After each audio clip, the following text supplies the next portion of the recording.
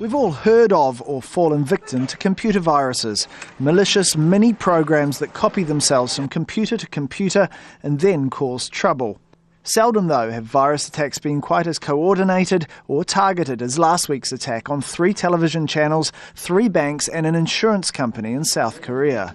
They all had virus protection running, but this virus, dubbed Jokra, still managed to wipe thousands of hard drives. How then did they do it? In this case, the virus, known as a Trojan horse, was disguised as a fix or an update from a major antivirus company. Using stolen IDs and passwords from the company, the virus was then loaded onto tens of thousands of computers. Then, at a designated moment, the virus began its destructive work, deleting everything on any connected hard drive.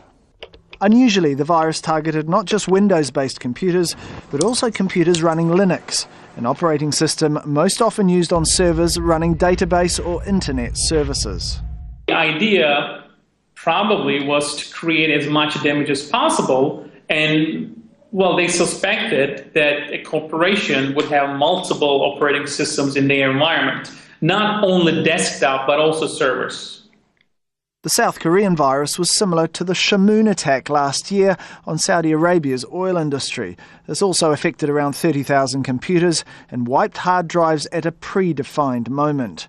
And like those attacks, working out who was behind them is difficult.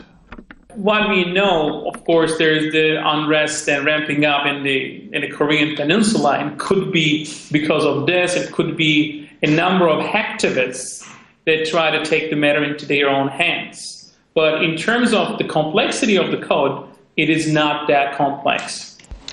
Earlier this year, Google's chief, Eric Schmidt, was shown North Korean computer labs and students.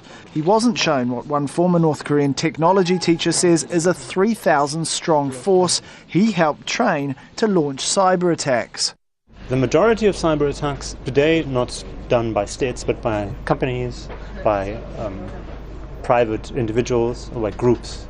But again, the attribution problem is so hard to come to terms with that oftentimes we just don't know who attacked you, basically.